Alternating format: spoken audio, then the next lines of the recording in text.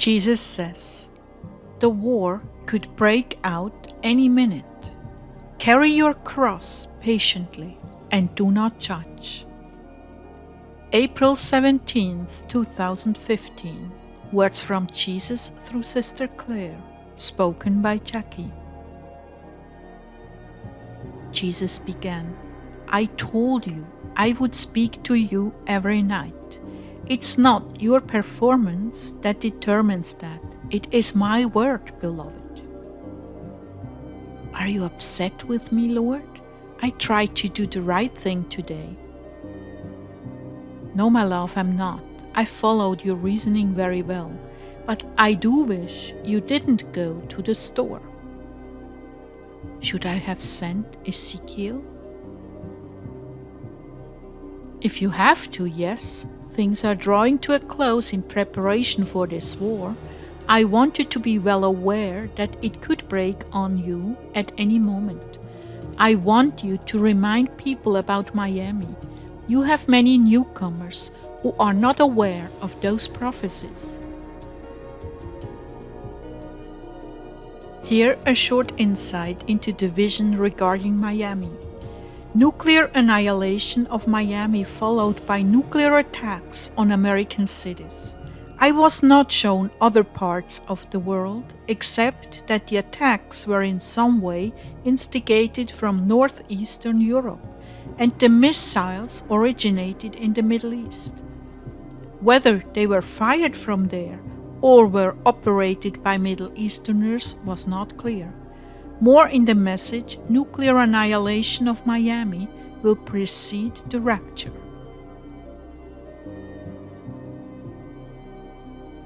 What people are missing is what is going on all around them that they are unaware of. Like the woman at Walmart. She works there but has no clue about all the closures. Her children are busy with their young lives and she doesn't use the internet. She doesn't see. They are counting on this to take everyone by surprise. They're so used to saber rattling that the news is just more blah blah. These things have been done to desensitize the public from the real threats. They get so used to hearing the same things about Israel and the Middle East and Russia, they figure it will blow over even as your daughter does. Just another saber rattling.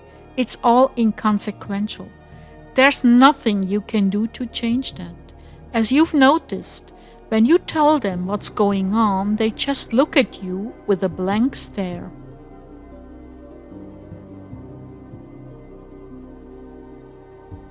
This town, Taos, New Mexico, is very provincial. This is to its benefit, for it is considered one of the safer places to be, preserved for vacationing. In fact, many places in the US are tourist destinations, and the wealthy government officials have set them out to be mostly untouched, so they can continue to be used for that purpose. Even their children frequent this place. What I'm trying to say is that this place has a degree of protection. It is out of harm's way. Areas that are most dangerous are crossroads of major highways. Key points in transportation will be secured very quickly. Out-of-the-way locations will be for the most part ignored unless it is discovered that there are hostiles living there. What do you mean by hostiles? People who will not go along with the plan. Many of them are already targeted, but they are not foolish. They are well aware. This place here, Taos, New Mexico, above all others, will be less traumatic. However, the effects of CERN will be experienced all over the world, and the only protection is their closeness to me. Most of the church body is sound asleep and has no idea what they are facing or how to cope with it. That is why I'm sending revival such as has never been seen on earth. And as usual, This has not been taken into consideration, for I will visit members of the armed forces and turn them against the evil they have been prepared to carry out. All persons, with exception of those made by men, will get the opportunity to change course. There will be a great falling away from the military as ordinary men see what is being done to their country, their mothers, fathers, and grandparents. They will be struck deeply in their conscience and foil many maneuvers to further destroy this country. That will give the hostiles, those who will not go along with the plan, the edge they need to protect a portion of the country. Do you see, Clare? I too have made my plans. I too have made my preparations, and the supposed wisdom of men I will turn to foolishness. However, for those without the soul, destruction of the demon-inhabited body is the only solution. There is no allegiance to any power but Satan's. Lord, how will we know who these clones are? The eyes are the window to the soul. A soulless body will have dark, dark eyes, not a glimmer, only steely cold blackness. So cold, so evil, you can feel it. Much like you have both encountered in exorcisms and deliverance. When the evil spirit is in control, the eyes become like black marbles. O Lord, thank you for speaking with me. This is the absolute high point of my day, except for worship. I know, my love, that is why I assured you, it is not your performance that makes this possible. It is my mercy and nothing more. I love the sweet little flock I've sent you, soul by soul. I love them dearly, and it is my great desire to speak with them every day. Oh, how I love them, and what I will leave behind for others will be invaluable in building their faith. There will be a great harvest from these messages, and I will have many followers who will be strengthened. I'm glad you said you would have many followers. I don't want followers. Besides, I'm not leading. You are. This is very true, but nonetheless, you will be misunderstood by those who have hidden agendas, jealousies, and just refuse to open their hearts. They will suffer the most.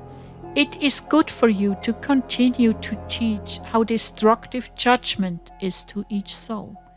It is good for all of you to take these words to heart and not allow an entrance for pride and judgment. My children, I've warned you again and again about judging. But when you judge my prophets, you incur serious repercussions in your life immediately. You will find that the results will be immediate because I'm trying to break you of this wicked habit. Do you understand when you judge others, and especially my vessels unto honor, that you invite a host of demons to sift you and your family?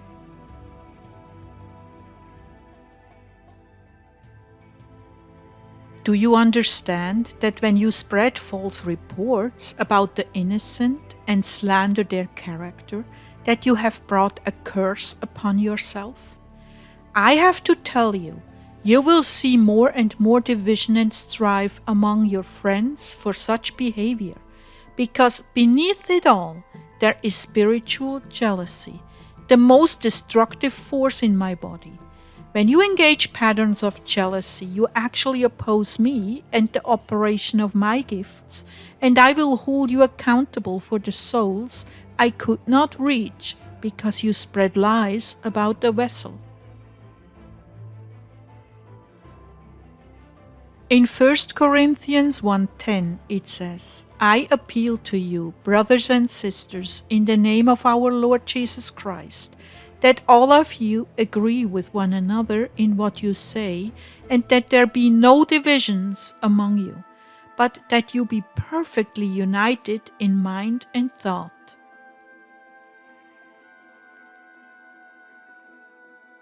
I want to take a moment here and confess to you all that in the past, if someone hurt me or had something I really wanted but didn't have, I would get jealous and find fault with them. In the beginning of our marriage, Ezekiel and I had some really terrible problems, strife, and misunderstanding, to the point where it is an absolute miracle that we stayed together. And some of you to this day have strife with your spouse. You don't have peace but constant quarreling. I must say, that's the way it was for us. Then one day the Lord revealed to us the cause of this. We had been discussing people between the two of us and downgrading them. That opened the door for Satan to sift us. So we tried to stop. May I say, every time we harbored judgment in our hearts or opened our mouth with just a hint of judgment, something bad would happen and we'd get into a fight. It soon became evident we were opening the door for the demons by the sin of judgment. Why do you suppose the Lord waited until I was 68 before He used me in ministry? Because it took us a very long time to love others and consider them better than ourselves.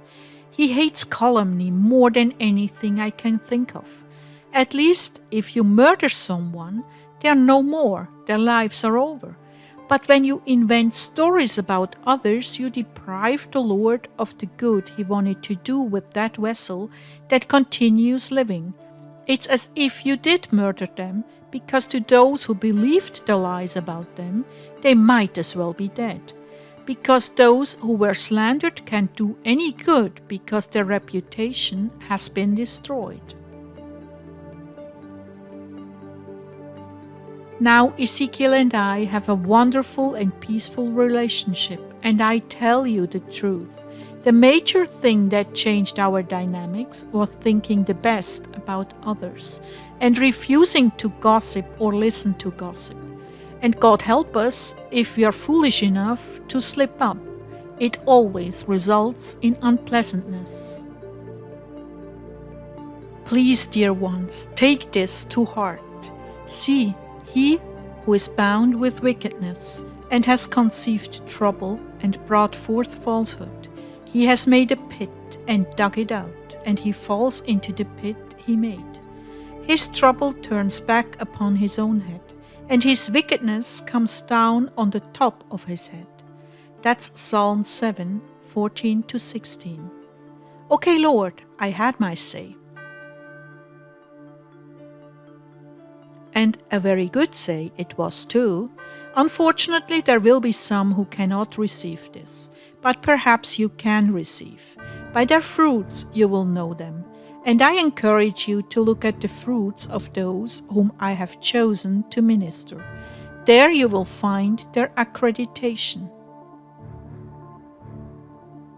But I want to warn you, dear ones, there will be such disorder in the future that people will long for answers and be willing to listen. To those of you who are my remnant, these will be the days you have always dreamt of. Hungry hearts reaching out for truth. Once earthly comforts and consolations are removed, once lives are put at risk and chaos breaks out, those who would not seek me until they found me will reach out and be eager to be added to the kingdom, even if it means their head. Now I have one more word for you. Persevere in holiness up until the final hour. Do not consider anything of this world worthy of compromising your integrity. I know you are all suffering more these days than you have in the past. For multitudes of reasons, each of you are carrying a heavier cross. This is my doing. Do not try to wiggle out of it. I need your sacrifices and fast offerings to rescue those who are marginal, those who are just biding their time in the world, figuring things will go on forever, and they don't have to look at who they are before me. These are the ones we are fighting for now. Clare, some of your children are in this group. For many of you, it is children, grandchildren, husbands, wives, dear friends, and distant relatives. You have tried over and over again to get their attention, but your words sailed by them in the wind.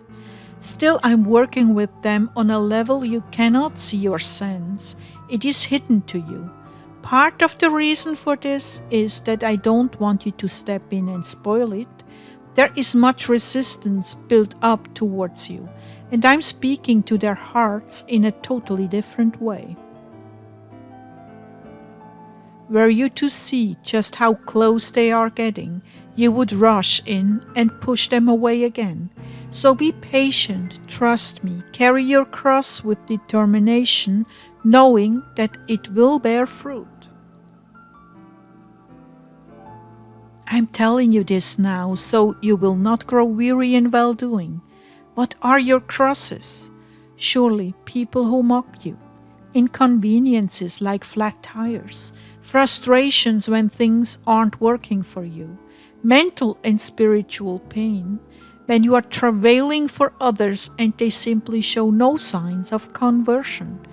You mothers and fathers are suffering greatly because the world is so enticing to your children, you just can't compete with it or their peers. Mental issues, depression, anxiety. Some of you are carrying almost unbearable crosses. Cry out to me and I will strengthen you. And last but not least, in any sense of the word, physical pain and illness. For those of you who have chronic conditions that refuse to yield to prayer and positive confession that by my stripes you are healed, to those of you I say indeed you are suffering for me. Indeed, you are bringing forth the sweet fruit of conversion that you will see on that day, rather than being steeped in condemnation from the inside or outside. You're not healed because there is sin in your life, because you lack faith, because you aren't right with God. I say to you, these are lies, lies, lies. This is a critical time of great importance. Soon many who are not right with me will die. I am pouring out graces right now to bring them to me before it's too late. I'm receiving your sufferings as a fast offering. You have longed to serve but feel frustrated because of illness incapacitating you. Little do you know that you are majorly responsible for the success of ministers who are high profile and reaping a harvest.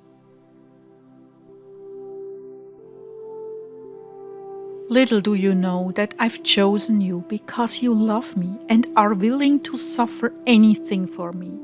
So brush away those condemning voices and be comforted in me. You are my partners in the redemption of the lost. My brides, I truly adore each and every one of you. And if you feel your cross is heavier than the ones others are carrying, understand, it is your great love for me that enabled me to place this cross on your back. You are indeed my powerful army of intercessors, and someday you will be shocked to see exactly where the credit goes for conversions. It will be substantially shared between those who have delivered the message and those who have carried their crosses quietly. I bless you all now with increased patience, vigor, courage, and strength to continue in this way until I relieve you of the burden and take you to myself.